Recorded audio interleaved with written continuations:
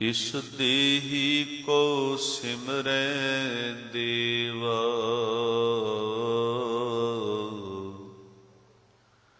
सो देहि भज हर की सेवा।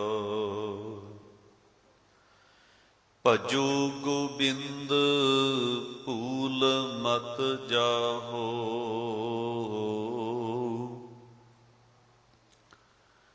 मानस जन्म का एही लाहो। रहाऊ जब लग जरा रोग नहीं आया, जब लग काल ग्रसी नहीं काया, जब लग बिकल पई नहीं बानी,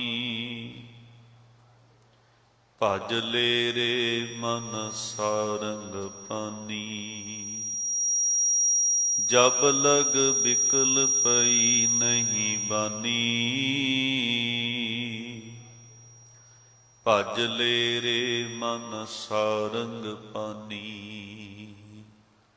परम सन्मान योग जुगो जुग अटल, चबर छतर तख्त दे मालक, ਸਾਹਿਬ ਸ਼੍ਰੀ ਗੁਰੂ ਗ੍ਰੰਥ ਸਾਹਿਬ ਮਹਾਰਾਜ ਜੀ ਦੀ ਪਾਵਨ ਗੋਦ ਵਿੱਚ ਬਿਰਾਜਮਾਨ ਜੁੜ ਬੈਠੇ ਗੁਰਮੁਖ ਪਿਆਰੇ ਗੁਰੂ ਸਵਾਰੇ ਸਤ ਸੰਗੀ ਜਨੋ, ਆਪ ਜੀ ਵਡਭਾਗੇ ਹੋ ਸਾਹਿਬਾਂ ਦੀ ਪਾਵਨ ਗੋਦ ਵਿੱਚ ਜੁੜ ਬੈਠ ਕਰਕੇ ਅੰਮ੍ਰਿਤਮਈ ਪਾਵਨ ਬਾਣੀ ਆਸਾ ਕੀ ਵਾਰ ਦਾ ਕੀਰਤਨ ਸ਼ਰਵਣ ਕਰ ਰਹੇ ਸੀ ਤੇ ਆਪਣੇ ਜੀਵਨ ਦੀਆਂ ਅਮੋਲਕ ਘੜੀਆਂ ਨੂੰ ਸਫਲ ਕਰਨ ਦਾ ਯਤਨ ਕਰ ਰਹੇ ਸੀ। ਭੈਰੂ ਰਾਗ ਦੇ ਵਿੱਚ ਉਚਾਰਨ ਕੀਤੀ ਹੋਈ ਭਗਤ ਬਾਣੀ, ਤਿਸ ਵਿੱਚੋਂ ਆਪ ਜੀਆਂ ਨੇ ਭਗਤ ਕਬੀਰ ਸਾਹਿਬ ਜੀ ਦੇ ਮੁਖ ਤੋਂ ਉਚਾਰਨ ਕੀਤੇ ਹੋਏ ਪਾਵਨ ਸ਼ਬਦ ਦਾ ਪਾਠ ਸ਼ਰਵਣ ਕੀਤਾ ਹੈ। ਇਹ ਪਾਵਨ ਸ਼ਬਦ ਸ੍ਰੀ ਗੁਰੂ ਗ੍ਰੰਥ ਸਾਹਿਬ ਜੀ ਦੇ ਪਾਵਨ ਅੰਗ 1159 ਉੱਪਰ ਸੁਭਾਇਮਾਨ ਹੈ। ਆਓ ਤਿਸ ਦੀ ਵਿਚਾਰ ਦੇ ਨਾਲ ਆਪਾਂ ਜੁੜਨਾ ਕਰੀਏ। ਵਿਚਾਰਾਂ ਦੀ ਆਰੰਭਤਾ ਤੋਂ ਪਹਿਲਾਂ ਲਵਾਈਏ ਗੁਰੂ ਚਰਨਾਂ ਦੇ ਵਿੱਚ ਹਾਜ਼ਰੀ। ਗੁਰੂ ਬਖਸ਼ੀ ਫਤਿਹ ਪ੍ਰਵਾਨ ਕਰੋ ਜੀ। ਵਾਹਿਗੁਰੂ ਜੀ ਕਾ ਖਾਲਸਾ, ਵਾਹਿਗੁਰੂ ਜੀ ਕੀ ਫਤਿਹ। ਇਸ ਪਾਵਨ ਸ਼ਬਦ ਦੇ ਅੰਦਰ ਭਗਤ ਕਬੀਰ ਸਾਹਿਬ ਜੀ ਨੇ ਸਾਡੇ ਜੀਵਨ ਦਾ ਮਨੋਰਥ ਕੀ ਹੈ, ਕਾਹਦੇ ਵਾਸਤੇ ਸਾਨੂੰ ਪੰਜ ਤੱਤ ਦਾ ਸਰੀਰ ਮਿਲਿਆ ਹੈ, ਇਹ ਸਮਝਾਉਣ ਦਾ ਦੱਸਣ ਦਾ ਯਤਨ ਕੀਤਾ ਹੈ। ਰਹਾਉ ਦੇ ਪਾਵਨ ਪਵਿੱਤਰ ਬੰਦ ਅੰਦਰ ਭਗਤ ਜੀ ਸਮਝਾਉਣਾ ਕਰਦੇ ਨੇ, ਭਜੋ ਗੋਬਿੰਦ ਭੂਲ ਮਤ ਜਾਹੋ। ਕਹਿੰਦੇ ਹੇ ਭਾਈ, ਇਸ ਗੱਲ ਨੂੰ ਕਦੇ ਨਾ ਭੁੱਲੋ ਕਿ ਰੱਬ ਜੀ ਨੂੰ ਸਿਮਰਨਾ ਹੈ। ਉਸ ਅਕਾਲ ਪੁਰਖ ਵਾਹਿਗੁਰੂ ਜੀ ਨੂੰ ਚੇਤੇ ਕਰੋ, ਉਹਨੂੰ ਸਿਮਰੋ। ਇਹ ਗੱਲ ਆਪਣੇ ਜਿਹਨ ਵਿੱਚੋਂ ਕਦੇ ਨਾ ਭੁਲਾਇਓ। ਭਜੋ ਗੋਬਿੰਦ ਭੂਲ ਮਤ ਜਾਹੋ, ਮਾਨਸ ਜਨਮ ਕਾ ਇਹੀ ਲਾਹੋ। ਕਿਉਂਕਿ ਇਹ ਸਿਮਰਨ ਹੀ ਮਨੁੱਖਾ ਜਨਮ ਦੀ ਖੱਟੀ ਹੈ ਤੇ ਕਮਾਈ ਹੈ। ਅਸਲ ਦੇ ਵਿੱਚ ਮਨੁੱਖ ਦੀ ਜੇ ਅਸਲ ਖੱਟੀ ਵੇਖੀ ਜਾਏ, ਅਸਲ ਕਮਾਈ ਵੇਖੀ ਜਾਏ ਤੇ ਉਹ ਹੈ ਨਾਮ, ਉਹ ਹੈ ਸਿਮਰਨ। ਤੇ ਭਗਤ ਜੀ ਕਹਿ ਰਹੇ ਨੇ, ਮਨੁੱਖੀ ਜਾਮਾ ਤੈਨੂੰ ਮਿਲਿਆ ਹੀ ਰੱਬ ਦਾ ਸਿਮਰਨ ਕਰਨ ਵਾਸਤੇ ਤੇ ਰੱਬ ਦੇ ਵਿੱਚ ਅਭੇਦ ਹੋਣ ਵਾਸਤੇ ਹੈ। ਜਦੋਂ ਆਪਾਂ ਉਸ ਰਚਨਹਾਰ ਦੀ ਬਣਾਈ ਹੋਈ ਰਚਨਾ ਨੂੰ ਗੌਰ ਦੇ ਨਾਲ ਤੱਕਦੇ ਹਾਂ ਤੇ ਪਤਾ ਲੱਗਦਾ ਹੈ ਕਿ ਉਹਦੀ ਬਣਾਈ ਹੋਈ ਰਚਨਾ, ਕੋਈ ਵੀ ਰਚਨਾ ਜੋ ਉਹਨੇ ਰਚੀ ਹੈ ਬਿਨਾਂ ਮਨੋਰਥ ਤੋਂ ਨਹੀਂ ਰਚੀ। ਹਰ ਇੱਕ ਉਹਦੀ ਰਚੀ ਹੋਈ ਚੀਜ਼ ਦਾ, ਰਚਨਾ ਦਾ ਕੋਈ ਨਾ ਕੋਈ ਮਕਸਦ ਜ਼ਰੂਰ ਹੈ।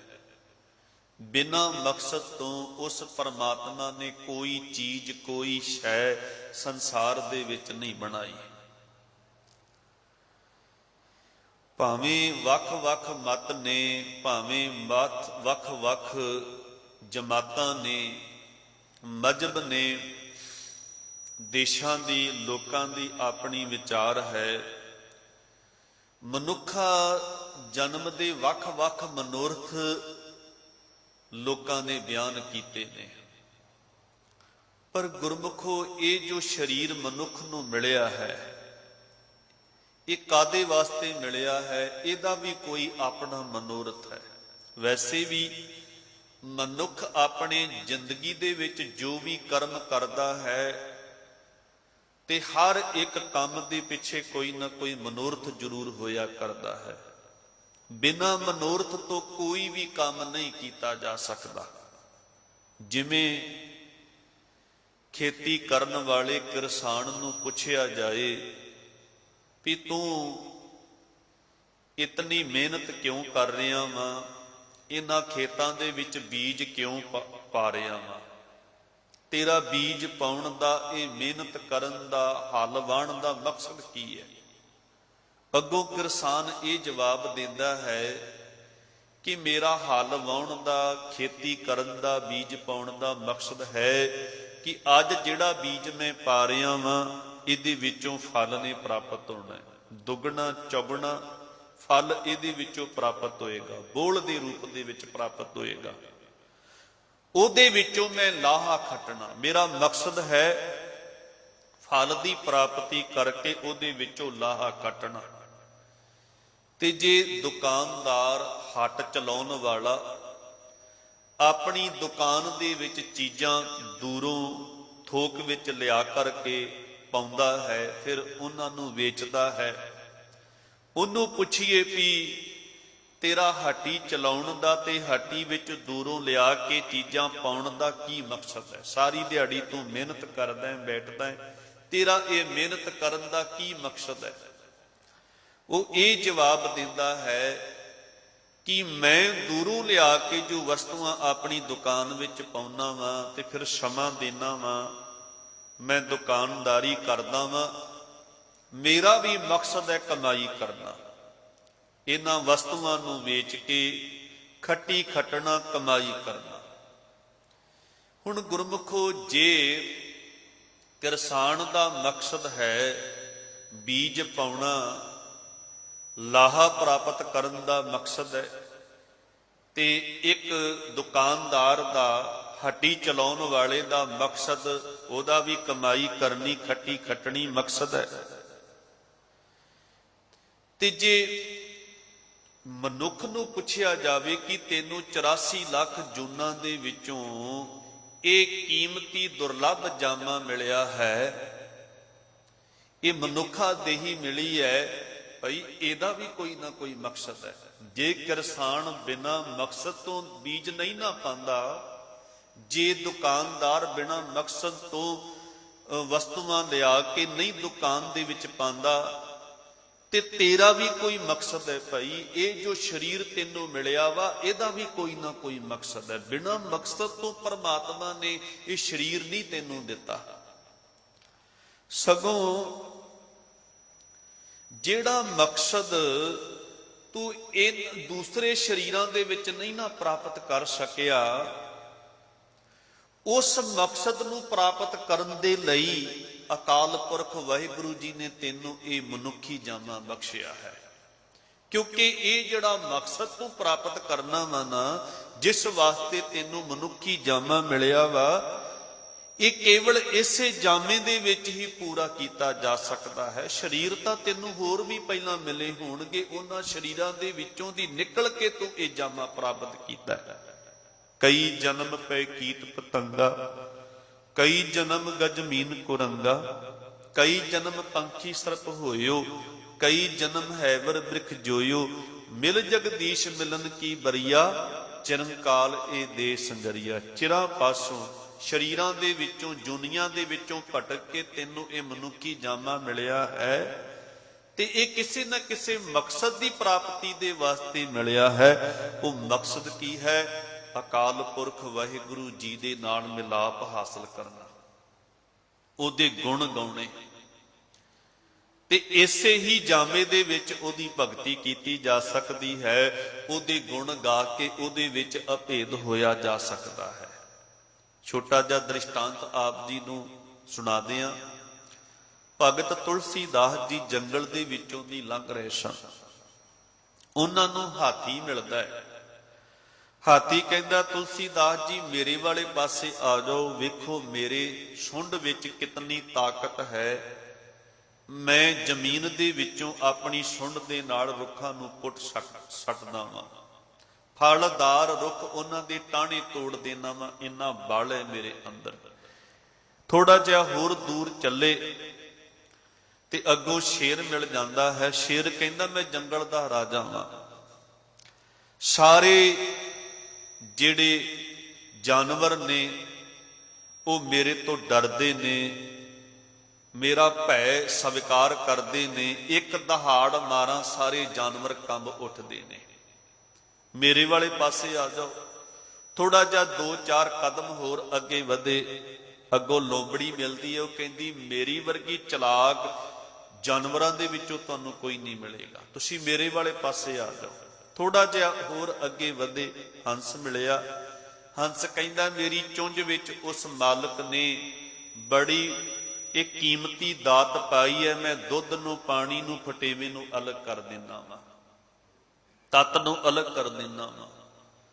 ਤੇ ਥੋੜਾ ਹੋਰ ਅੱਗੇ ਗਏ ਤੇ ਅੱਗੋਂ ਗਾਂ ਮਿਲਦੀ ਹੈ। ਗਾਂ ਕਹਿੰਦੀ ਹੈ, ਮੈਂ ਆਪਣੇ ਮਾਲਕ ਦਾ ਪਿਆਰ ਬੜਾ ਹਾਸਲ ਕਰਦੀ ਹਾਂ, ਮੈਂ ਰੁੱਖਾ ਸੁੱਖਾ ਖਾ ਕੇ ਅੰਮ੍ਰਿਤ ਵਰਗਾ ਦੁੱਧ ਦਿੰਦੀ ਹਾਂ, ਤੇ ਮੇਰਾ ਪਾਲਣਹਾਰ, ਮੈਨੂੰ ਪਾਲਣ ਵਾਲੇ ਲੋਕ ਮਾਂ ਕਹਿੰਦੇ ਨੇ। ਥੋੜਾ ਜਿਹਾ ਹੋਰ ਅੱਗੇ ਗਏ, ਅੱਗੋਂ ਕੁੱਤਾ ਮਿਲਿਆ। ਕੁੱਤਾ ਕਹਿੰਦਾ, ਤੁਸੀਂ ਮੇਰੇ ਵਾਲੇ ਪਾਸੇ ਆ ਜਾਓ, ਮੈਂ ਬੜਾ ਵਫਾਦਾਰ ਬਣ ਕੇ ਆਪਣੇ ਮਾਲਕ ਦਾ ਸੇਵਕ ਬਣ ਕੇ ਰਹਿਣਾ, ਤੇ ਮਾਲਕ ਮੈਨੂੰ ਆਪਣੇ ਬੱਚਿਆਂ ਵਾਂਗੂ ਪਿਆਰ ਕਰਦਾ। ਇੱਕ ਜਗ੍ਹਾ ਜਾ ਕੇ ਤੁਲਸੀਦਾਸ ਜੀ ਰੁਕ ਜਾਂਦੇ ਨੇ। ਤੁਲਸੀਦਾਸ ਜੀ ਉਹਨਾਂ ਸਾਰਿਆਂ ਜਾਨਵਰਾਂ ਨੂੰ ਕਹਿੰਦੇ, ਉਹ ਪਿੱਛੇ ਪਿੱਛੇ ਚੱਲਦੇ ਆ ਰਹੇ ਸਨ, ਉਹਨਾਂ ਨੂੰ ਕਹਿੰਦੇ, ਤੁਸੀਂ ਏਦਾਂ ਕਰੋ, ਤੁਸੀਂ ਮੇਰੇ ਵਾਲੇ ਪਾਸੇ ਆ ਜਾਓ। ਤੇ ਜਾਨਵਰਾਂ ਨੇ ਆਖਿਆ, ਕਿਉਂ?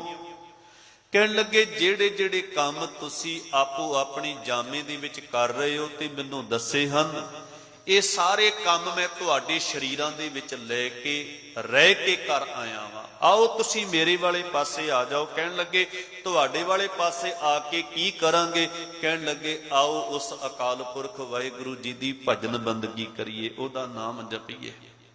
ਤੇ ਉਹਨਾਂ ਸਾਰਿਆਂ ਜਾਨਵਰਾਂ ਨੇ ਨੀਵੀਂ ਪਾ ਲਈ। ਕਹਿਣ ਲੱਗੇ, ਭਗਤੀ ਕਰਨ ਦਾ ਅਧਿਕਾਰ ਰੱਬ ਜੀ ਦਾ ਸਿਮਰਨ ਕਰਨਾ ਤੇ ਮਨੁੱਖੀ ਜਾਮੇ ਦੇ ਹਿੱਸੇ ਆਇਆ ਹੈ। ਅਸੀਂ ਭਗਤੀ ਨਹੀਂ ਕਰ ਸਕਦੇ, ਭਗਤੀ ਤੇ ਕੇਵਲ ਮਨੁੱਖ ਕਰ ਸਕਦਾ ਹੈ। 4 ਪਾਮ 2 ਸਿੰਘ ਗੁੰਗ ਮੁਖ, ਤਬ ਕੈਸੇ ਗੁਣ ਗਈ ਹੈ, ਊਠਤ ਬੈਠਤ ਠੇਂਗਾ ਪਰ ਹੈ, ਤਬ ਕਤ ਮੂੰਡ ਲੁਕਈ ਹੈ। ਮਨੁੱਖੀ ਜਾਮਾ ਪ੍ਰਾਪਤ ਕਰਕੇ ਜੇ ਮਨੁੱਖ ਪਰਮਾਤਮਾ ਦੀ ਭਗਤੀ ਨਹੀਂ ਕਰਦਾ, ਉਹਦੇ ਗੁਣ ਨਹੀਂ ਗਾਉਂਦਾ, ਤੇ ਪਸ਼ੂਆਂ ਤੋਂ ਕੋਈ ਬਹੁਤਾ ਮਨੁੱਖ ਉੱਪਰ ਨਹੀਂ ਗਿਆ, ਪਸ਼ੂਆਂ ਤੋਂ ਵੀ ਮਾੜਾ ਹੈ।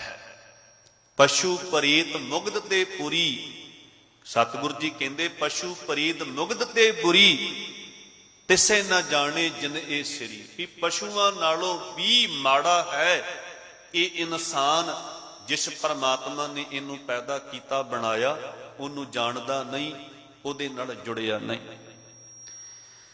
ਪਸ਼ੂ ਇਸ ਤੋਂ ਕਿਤੇ ਮਹਾਨ ਨੇ, ਕਿਉਂਕਿ ਉਸ ਅਕਾਲ ਪੁਰਖ ਵਾਹਿਗੁਰੂ ਜੀ ਨੇ ਜਿਵੇਂ ਇਹਨਾਂ ਪਸ਼ੂਆਂ ਨੂੰ ਬਣਾਇਆ ਤੇ ਜਿਵੇਂ ਇਹਨਾਂ ਨੂੰ ਰੱਖਿਆ, ਉਸ ਸੁਭਾਅ ਦੇ ਵਿੱਚ ਇਹ ਰਾਜੀ ਨੇ, ਉਹਦੀ ਰਜ਼ਾ ਵਿੱਚ ਰਹਿ ਕੇ ਜੀਵਨ ਬਤੀਤ ਕਰਦੇ ਨੇ, ਉਹਦੀ ਰਜ਼ਾ ਵਿੱਚ ਰਹਿ ਕੇ ਖੁਸ਼ ਨੇ। ਕੋਈ ਪਸ਼ੂ, ਕੋਈ ਜਾਨਵਰ ਗਿਲਾ ਜਾਂ ਸ਼ਿਕਵਾ ਨਹੀਂ ਕਰਦਾ, ਪਰ 84 ਲੱਖ ਜੂਨਾਂ ਦਾ ਸਰਦਾਰ ਹੋ ਕੇ ਮਨੁੱਖ ਇਹ ਜੋ ਦੇਹੀ ਮਿਲੀ ਹੈ ਇਹਦਾ ਸ਼ੁਕਰਾਨਾ ਨਹੀਂ ਕਰਦਾ, ਸਗੋਂ ਗਿਲੇ ਤੇ ਸ਼ਿਕਵੇ ਕਰਦਾ ਹੈ, ਨਿਹੋਰੇ ਦਿੰਦਾ ਹੈ। ਐ ਇਨਸਾਨ, ਤੈਨੂੰ ਮਨੁੱਖੀ ਜਾਮਾ ਮਿਲਿਆ ਹੈ, ਤੂੰ ਇਹ ਮਾਣ ਨਾ ਕਰੀ ਕਿ ਮੇਰੇ ਕੋ ਮਨੁੱਖੀ ਜਾਮਾ ਇਸ ਕਰਕੇ ਮੈਂ ਮਹਾਨ ਹਾਂ। ਤਨ ਕਰਕੇ ਤੇ ਜਾਨਵਰ ਤੇਰੇ ਨਾਲੋਂ ਕਿਤੇ ਜ਼ਿਆਦਾ ਬਲਵਾਨ ਨੇ, ਕਿਤੇ ਜ਼ਿਆਦਾ ਖੂਬਸੂਰਤ ਨੇ, ਤੂੰ ਤਨ ਕਰਕੇ ਮਹਾਨ ਨਹੀਂ ਹੈ। ਹੁਣ ਸ਼ੇਰ ਵਰਗੀ ਨਿਡਰਤਾ, ਸ਼ੇਰ ਵਰਗੀ ਨਿਰਭੈਤਾ ਕਿੱਥੇ ਹੈ ਮਨੁੱਖ ਦੇ ਕੋਲ? ਹਾਥੀ ਵਰਗਾ ਆਕਾਰ, ਹਾਥੀ ਵਰਗਾ ਬਲ ਕਿੱਥੇ ਹੈ ਮਨੁੱਖ ਦੇ ਕੋਲ? ਲੂੰਬੜੀ ਵਰਗੀ ਚਤੁਰਾਈ ਕਿੱਥੇ ਹੈ ਇਹਦੇ ਕੋਲ?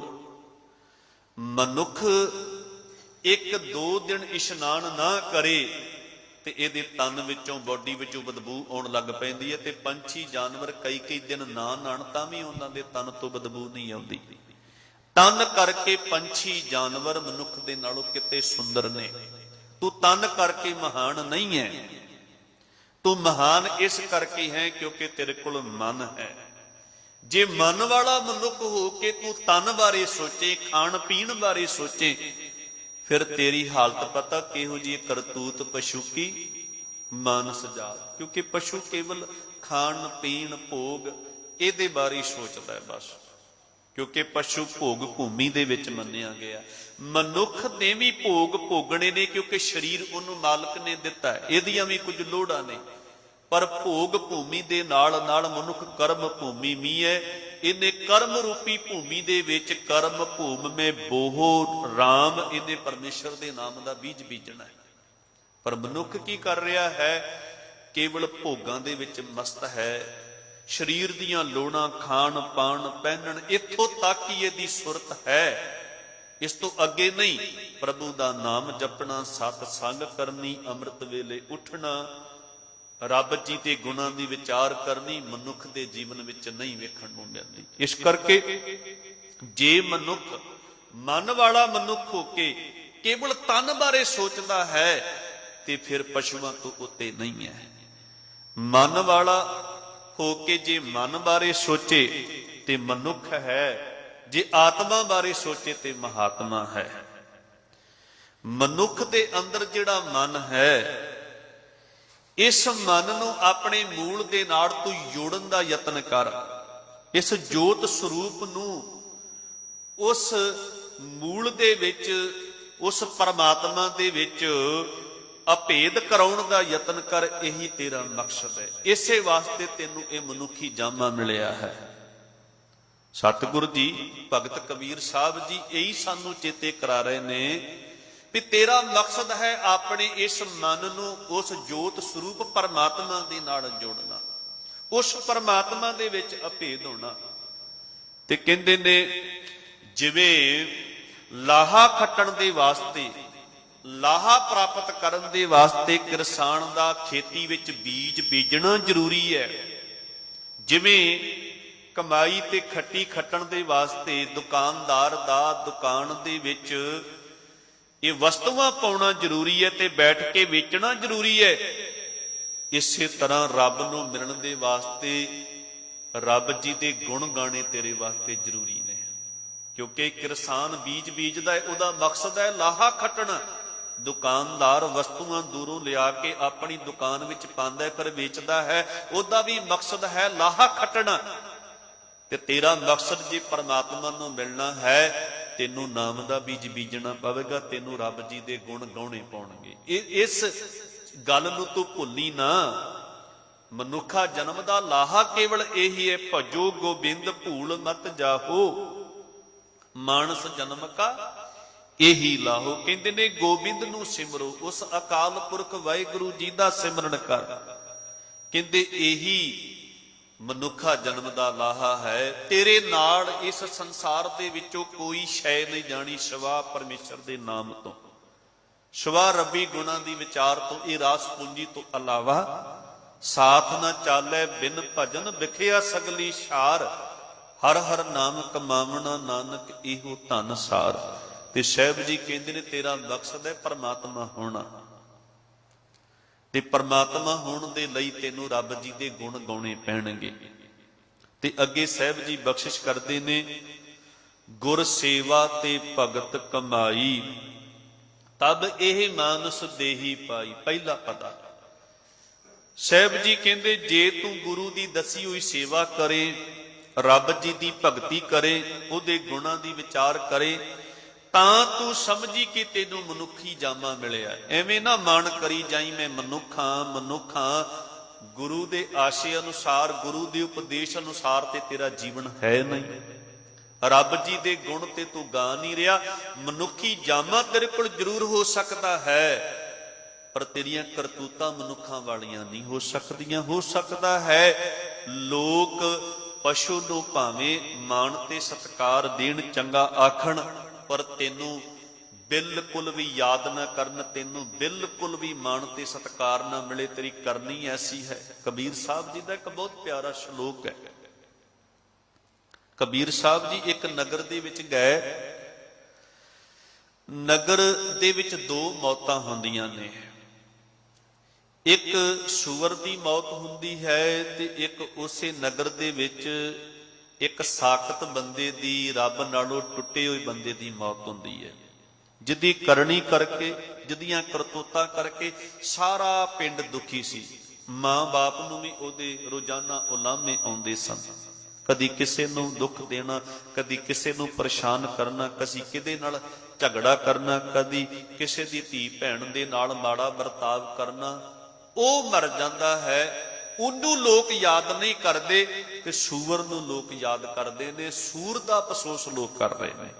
ਕਬੀਰ ਸਾਹਿਬ ਜੀ ਨੇ ਪੁੱਛਿਆ, ਕਬੀਰ ਕਹਿੰਦੇ ਨੇ ਵੀ ਭਲਿਓ ਅਜੀਬ, ਮੈਂ ਤੁਹਾਡੇ ਇਸ ਨਗਰ ਦੇ ਵਿੱਚੋਂ ਇੱਕ ਘਟਨਾ ਵਾਪਰੀ ਤੇ ਵੇਖ ਰਿਹਾ ਵਾਂ ਵੀ ਤੁਸੀਂ ਲੋਕ ਇੱਕ ਮਨੁੱਖ ਮਲਿਆ ਉਹਦਾ ਅਫਸੋਸ ਨਹੀਂ ਕਰਦੇ ਪਏ, ਇੱਕ ਸੂਰ ਮਰ ਗਿਆ ਉਹਨੂੰ ਵਾਰ-ਵਾਰ ਚੇਤੇ ਕਰਦੇ ਪਏ ਹੋ, ਉਹਦਾ ਅਫਸੋਸ ਕਰਦੇ ਪਏ ਹੋ ਵੀ ਕਿਉਂ ਚਲਿਆ ਗਿਆ, ਕਿਉਂ ਮਰ ਗਿਆ। ਉਹਨਾਂ ਨੇ ਕਾਰਨ ਦੱਸਿਆ। ਕਬੀਰ ਸਾਖਤ ਤੇ ਸੂਕਰ ਭਲਾ, ਰਾਖੈ ਆਛਾ ਗਾਓ। ਉਹ ਸਾਖਤ ਬਪਰਾ ਮਰ ਗਿਆ, ਕੋਈ ਨਾ ਲਹਿ ਨਾ। ਕਹਿੰਦੇ ਸੂਰ ਦੇ ਨਾਲੋਂ, ਉਸ ਸਾਖਤ ਦੇ ਨਾਲੋਂ ਸੂਰ ਚੰਗਾ ਸੀ। ਕਿਉਂ ਚੰਗਾ ਸੀ? ਕਿਉਂਕਿ ਉਹ ਸਾਡੇ ਨਗਰ ਦੀ ਗੰਦਗੀ ਸਾਫ਼ ਕਰਦਾ ਸੀ। ਹੁਣ ਸੂਰ ਜਿਹੜਾ ਹੈ ਗੰਦਗੀ ਖਾ ਜਾਂਦਾ ਹੈ, ਗੰਦਗੀ ਸਾਫ਼ ਕਰਦਾ ਹੈ। ਉਹ ਗੰਦਗੀ ਸਾਫ਼ ਕਰਦਾ ਸੀ, ਕੂੜੇ ਦੇ ਢੇਰ ਲੱਗੇ ਹੋਣੇ, ਉਹਨੇ ਸਾਰਾ ਕੁਝ ਖਾ ਜਾਣਾ, ਸਾਫ਼ ਕਰ ਦੇਣਾ। ਪਰ ਇਹ ਜਿਹੜਾ ਬੰਦਾ ਮਰਿਆ ਵਾ, ਇਹ ਗੰਦਗੀ ਪਾਉਂਦਾ ਸੀ ਆਪਣੇ ਜ਼ੁਬਾਨ ਦੇ ਰਾਹੀਂ, ਆਪਣੇ ਕਰਮਾਂ ਦੇ ਰਾਹੀਂ, ਆਪਣੇ ਸੁਭਾਅ ਦੇ ਰਾਹੀਂ। ਇਹਨੇ ਪਿੰਡ ਨੂੰ ਮੈਲਾ ਕੀਤਾ ਹੋਇਆ ਸੀ, ਪਰੇਸ਼ਾਨ ਕੀਤਾ ਹੋਇਆ ਸੀ। ਸੱਚ ਜਾਣਿਓ, ਅੱਜ ਇਨਸਾਨ ਆਪਣੇ ਕਰਮਾਂ ਰਾਹੀਂ, ਆਪਣੇ ਸੁਭਾਅ ਰਾਹੀਂ, ਆਪਣੇ ਬੋਲਾਂ ਰਾਹੀਂ ਅੱਜ ਸੰਸਾਰ ਨੂੰ ਮੈਲਾ ਕਰ ਰਿਹਾ। ਕਿਸੇ ਜਾਨਵਰ ਨੇ ਮੈਲਾ ਨਹੀਂ ਕੀਤਾ ਸੰਸਾਰ ਨੂੰ, ਕਿਸੇ ਪਸ਼ੂ ਨੇ ਮੈਲਾ ਨਹੀਂ ਕੀਤਾ ਸੰਸਾਰ ਨੂੰ। ਅਗਰ ਜਗਤ ਮੈਲਾ ਹੋ ਰਿਹਾ ਵਾ, ਸੰਸਾਰ ਮੈਲਾ ਹੋ ਰਿਹਾ ਵਾ, ਤੇ ਮਨੁੱਖ ਦੀਆਂ ਕਰਤੂਤਾਂ ਕਰਕੇ ਮੈਲਾ ਹੋ ਰਿਹਾ ਵਾ। ਤੇ ਸਾਹਿਬ ਜੀ ਕਹਿੰਦੇ ਨੇ, ਕਬੀਰ ਸਾਖਤ ਤੇ ਸੂਕਰ ਭਲਾ, ਰਾਖੈ ਆਛਾ ਗਾਓ। ਉਹ ਸਾਖਤ ਬਪਰਾ ਮਰ ਗਿਆ, ਕੋਈ ਨਾ ਲਹਿ ਨਾ। ਉਹ ਸਾਖਤ ਲੋਕਾਂ ਨੂੰ ਪਰੇਸ਼ਾਨ ਕਰਨ ਵਾਲਾ, ਦੁੱਖ ਦੇਣ ਵਾਲਾ, ਗੰਦਗੀ ਫੈਲਾਉਣ ਵਾਲਾ, ਆਪਣੇ ਕਰਮਾਂ ਦੇ ਰਾਹੀਂ ਮੈਲਾ ਕਰਨ ਵਾਲਾ ਸਮਾਜ ਨੂੰ, ਉਹ ਮਰ ਗਿਆ, ਕੋਈ ਵੀ ਨਾਂ ਨਹੀਂ ਲੈਂਦਾ। ਸਗੋਂ ਕਹਿੰਦੇ ਚੰਗਾ ਹੋ ਗਿਆ, ਇੱਕ ਪਾਪੀ ਮਿਟਿਆ, ਇੱਕ ਪਾਪੀ ਖਤਮ ਹੋਇਆ ਹੈ। ਸੋ ਜੇ ਮਨੁੱਖ ਹੋ ਕੇ ਮਨੁੱਖਾਂ ਵਾਲੇ ਕਰਮ ਨਹੀਂ ਕਰਦਾ, ਤੇ ਮਨੁੱਖਾਂ ਵਾਲੇ ਕਰਮ ਉਹ ਕਰੇਗਾ ਜਿਹਦੇ ਜੀਵਨ ਦੀ ਅਗਵਾਈ ਗੁਰੂ ਦਾ ਉਪਦੇਸ਼ ਕਰ ਰਿਹਾ ਹੈ। ਇਨਸਾਨੀਅਤ ਉਸ ਮਨੁੱਖ ਦੇ ਜੀਵਨ ਵਿੱਚ ਹੋਵੇਗੀ ਜਿਹਦੇ ਅੰਦਰ ਚੰਗੀ ਸੋਚ ਦੇ, ਚੰਗੀ ਵਿਚਾਰ ਹੈ, ਜਿਹਦੇ ਅੰਦਰ ਮਨੁੱਖਪਣਾ ਕਾਇਮ ਹੈ। ਤੇ ਚੰਗੀ ਸੋਚ, ਚੰਗੀ ਵਿਚਾਰ, ਇਹ ਮਨੁੱਖਪਣਾ ਉਸ ਮਨੁੱਖ ਦੇ ਅੰਦਰ ਹੋਵੇਗਾ ਜਿਹਨੂੰ ਚੰਗੀ ਸੰਗਤ ਮਿਲੀ ਹੋਵੇਗੀ, ਜਾਂ ਗੁਰ ਪੀਰ ਦੇ ਕੋਲੋਂ ਅਗਵਾਈ ਲੈ ਕੇ ਉਹ ਜੀਵਨ ਬਤੀਤ ਕਰ ਰਿਹਾ ਹੋਵੇਗਾ। ਮੈਂ ਇਹ ਕਈ ਵਾਰੀ ਇਹ ਬਚਨ ਆਪ ਜੀ ਨੂੰ ਸ਼ਰਵਣ ਕਰਾਉਣਾ ਹੁੰਦਾ ਵਾ। ਪਸ਼ੂ ਮਿਲੇ ਚੰਗਿਆਈਆਂ, ਖੜ ਖਾਵੇਂ ਅੰਮ੍ਰਿਤ ਦੇ। ਪਸ਼ੂ ਨੂੰ ਸ਼ਾਬਾਸ਼ ਮਿਲਦਾ ਹੈ। ਕਿਉਂ ਸ਼ਾਬਾਸ਼ ਮਿਲਦਾ ਹੈ? ਰੁੱਖਾ ਸੁੱਖਾ ਖਾ ਕੇ ਅੰਮ੍ਰਿਤ ਵਰਗਾ ਦੁੱਧ ਪਸ਼ੂ ਦਿੰਦਾ ਹੈ। ਪਰ ਦੂਜੇ ਪਾਸੇ ਨਾਮ ਵੀ ਹੋਣੇ ਆਦਮੀ ਧ੍ਰਿਗ ਜੀਵਨ ਕਰਮ ਕਰੇ। ਜਿਨ੍ਹਾਂ ਇਨਸਾਨਾਂ ਦੇ ਜੀਵਨ ਦੇ ਵਿੱਚ ਪਰਮੇਸ਼ਰ ਦਾ ਨਾਮ ਨਹੀਂ, ਗੁਰੂ ਦੀ ਮੱਤ ਮੁਤਾਬਕ ਉਹਨਾਂ ਦਾ ਜੀਵਨ ਨਹੀਂ ਜੀਆ ਜਾ ਰਿਹਾ, ਗੁਰੂ ਉਪਦੇਸ਼ ਤੋਂ ਸੱਖਣੇ ਨੇ, ਉਹਨਾਂ ਦਾ ਜੀਵਨ ਵੀ ਫਟਕਾਰਯੋਗ ਹੈ ਤੇ ਉਹਨਾਂ ਦੇ ਕਰਮ ਵੀ ਤਰਕਾਰਯੋਗ ਨੇ। ਉਹਨਾਂ ਨੂੰ ਕਿਤੋਂ ਸ਼ਾਬਾਸ਼ ਨਹੀਂ ਮਿਲਦੀ, ਉਹਨਾਂ ਨੂੰ ਕਿਤੋਂ ਇੱਜ਼ਤ ਮਾਨ ਵਡਿਆਈ ਨਹੀਂ ਮਿਲਦੀ। ਤੇ ਸਾਹਿਬ ਜੀ ਕਹਿੰਦੇ ਤੂੰ ਤਾਂ ਹੀ ਆਪਣੇ ਆਪ ਨੂੰ ਮਨੁੱਖ ਸਮਝੀ ਜਾਣੀ, ਮਨੁੱਖੀ ਜਾਮਾ ਤੂੰ ਤਾਂ ਹੀ ਪ੍ਰਾਪਤ ਕੀਤਾ ਸਮਝੀ ਜੇ ਤੂੰ ਗੁਰੂ ਆਸ਼ੇ ਅਨੁਸਾਰ ਜੀਵਨ ਜਿਉ ਰਿਹਾ, ਗੁਰੂ ਦੀ ਦੱਸੀ ਸੇਵਾ ਭਗਤੀ ਕਰ ਰਹੇ ਆ। ਗੁਰ ਸੇਵਾ ਤੇ ਭਗਤ ਕਮਾਈ ਤਬ ਇਹ ਮਾਨਸ ਦੇਹੀ ਪਾਈ। ਨਹੀਂ ਤੇ ਫਿਰ ਇਹ ਬੋਝ ਹੀ ਬਣ ਕੇ ਸੰਸਾਰ ਦੇ ਵਿੱਚ ਜੀਵਨ ਜੀ ਰਹੇ ਆ। ਪਸ਼ੂ ਹੈ, ਜਾਨਵਰ ਹੈ ਬਿਰਤੀਆਂ ਕਰਕੇ, ਜੇ ਤੇਰੇ ਕੋਲ ਗੁਰੂ ਦੀ ਮੱਤ ਨਹੀਂ, ਗੁਰੂ ਦਾ ਉਪਦੇਸ਼ ਨਹੀਂ।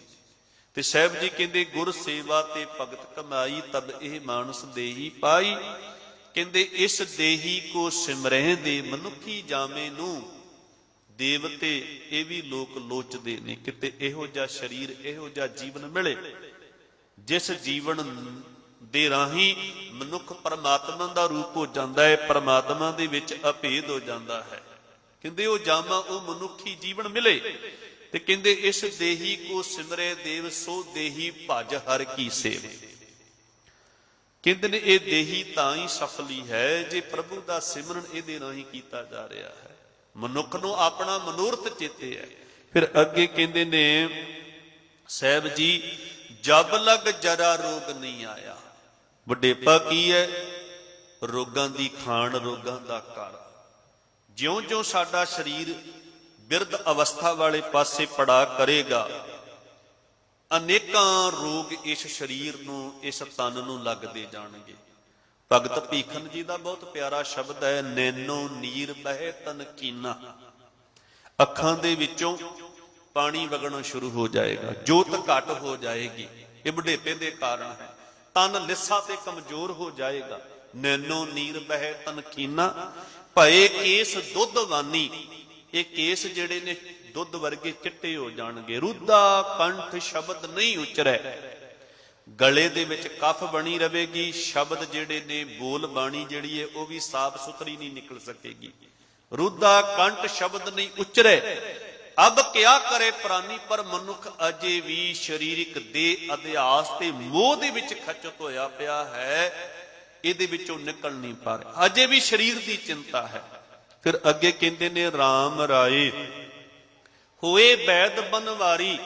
हे ਅਕਾਲ ਪੁਰਖ ਵਾਹਿਗੁਰੂ, ਜੇ ਤੂੰ ਵੈਦ ਬਣੇ ਤੇ ਸਰੀਰ ਦੇ ਮੋਹ ਦੇ ਵਿੱਚ, ਦੇ ਅਧਿਆਸ ਵਿੱਚ ਜੋ ਇਹ ਮਨੁੱਖ ਖਚਤ ਹੋਇਆ ਪਿਆ, ਇਹਨੂੰ ਕੱਢ ਸਕਦਾ ਨਾਮ ਦੀ ਦਵਾਈ ਦੇ ਕੇ। RAM ਰਾਏ ਹੋਏ ਵੈਦ ਬਨਵਾਰੀ। ਆਪਣੇ ਸੰਤੈ ਲਿਓ ਉਬਾਰੀ। ਤੂੰ ਆਪਣੇ ਸੰਤ ਜਿਨ੍ਹਾਂ ਨੂੰ ਨਾਮ ਦੀ ਦਵਾਈ ਦੇ ਕੇ ਦੇ ਅਧਿਆਸ ਵਿੱਚੋਂ, ਦੇ ਅਧਿਆਸ ਦਾ ਅਰਥ ਹੁੰਦਾ ਵੀ ਹਰ ਵਕਤ ਸਰੀਰ ਦੀ ਚਿੰਤਾ ਬਣੀ ਰਹਿਣੀ, ਹਰ ਵਕਤ ਸਰੀਰ ਦੇ ਬਾਰੇ ਸੋਚਣਾ। ਜਿਸ ਸਰੀਰ ਨੇ ਨਾਸ਼ ਹੋ ਜਾਣਾ ਬਸ ਉਹਦੇ ਬਾਰੇ ਚਿੰਤਾ ਚੱਲ ਰਹੀ ਹੈ, ਚਿੰਤਨ ਨਹੀਂ ਚੱਲ ਰਿਹਾ। ਬਲਕਿ ਮਨੁੱਖ ਨੂੰ ਰੱਬ ਜੀ ਦਾ ਚਿੰਤਨ ਕਰਨਾ ਚਾਹੀਦਾ ਸੀ, ਪਰ ਹਰ ਵਕਤ ਚਿੰਤਾ ਹੈ ਸਰੀਰ ਦੀ। ਹੁਣ ਵਡੇਪਾ ਆ ਗਿਆ, ਉਹ ਵਡੇਪੇ ਦੇ ਰੋਗ ਨੇ। ਮਾਥੇ ਪੀਰ ਸਰੀਰ ਜਲਨ ਹੈ, ਕਰਕ ਕਰੇ ਜੇ ਮਾਹੀ। ਐਸੀ ਵੇਦਨ ਉਪਜ ਖਰੀ ਪਈ ਵਾਕਾ ਔਖਦ ਨਾਹੀ। ਮੱਥੇ ਵਿੱਚ ਪੀੜ ਰਹਿੰਦੀ ਹੈ, ਸੀਨੇ ਵਿੱਚ ਦਰਦ ਰਹਿੰਦੀ ਹੈ। ਤੇ ਕਹਿੰਦੇ ਨੇ ਇਹੋ ਜੀ ਹਾਲਤ ਬਣੀ ਹੋਈ ਹੈ ਵੀ ਜਿਹਦੀ ਹੁਣ ਕੋਈ ਦਵਾਈ ਨਹੀਂ ਹੈ, ਜਿਹਦਾ ਕੋਈ ਉਪਾਅ ਨਹੀਂ ਹੈ। ਇਸ ਦੇ ਇਤਿਹਾਸ ਵਿੱਚੋਂ ਨਿਕਲ ਸਕੇ ਬੰਦਾ, ਇਸ ਪੀੜਾ ਵਿੱਚੋਂ ਨਿਕਲ ਸਕੇ। ਪਰ ਕਹਿੰਦੇ ਨੇ ਹੈ ਇੱਕ ਦਵਾਈ, ਹਰ ਕਾ ਨਾਮ ਅੰਮ੍ਰਿਤ ਜਲ ਔਖਦ। ਇਹ ਔਖਦ ਜਗਤ ਸਾਰਾ, ਹਰ ਕਾ ਨਾਮ ਨਿਰਮਲ। ਕਹਿੰਦੇ ਨੇ ਅੰਮ੍ਰਿਤ ਜਲ ਨਿਰਮਲ, ਇਹ ਔਖਦ ਜਗ ਸਾਰਾ। ਅਟਲ ਆਤਮਿਕ ਜੀਵਨ ਦੇਣ ਵਾਲਾ ਨਾਮ ਜੋ ਜੀਵਨ ਨੂੰ ਨਿਰਮਲ ਕਰਦਾ ਹੈ।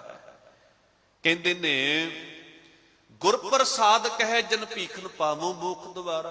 ਗੁਰੂ ਦੀ ਕਿਰਪਾ ਦਾ ਪਾਤਰ ਬਣ ਕੇ ਭੀਖਨ ਕਹਿ ਰਿਹਾ ਹੈ, ਜਿਹਨੂੰ ਇਹ ਨਾਮ ਇਸ ਅਵਸਥਾ ਵਿੱਚ ਵੀ ਪ੍ਰਾਪਤ ਹੋ ਗਿਆ ਜਾਂ ਲੱਗਣ ਲੱਗੀ, ਉਹ ਦੇ ਅਧਿਆਸ ਵਿੱਚੋਂ ਮੁਕਤ ਹੋ ਸਕਦਾ ਹੈ। ਪਰ ਬੜਾ ਔਖਾ ਹੈ ਜੀ, ਬਹੁਤ ਔਖਾ ਹੈ ਇਸ ਅਵਸਥਾ ਵਿੱਚ ਆ ਕੇ ਨਾਮ ਨਾਲ ਜੁੜਨਾ। ਕਿਉਂਕਿ ਜਵਾਨੀ ਚਲੇ ਗਈ, ਬਚਪਨਾ ਚਲੇ ਗਿਆ।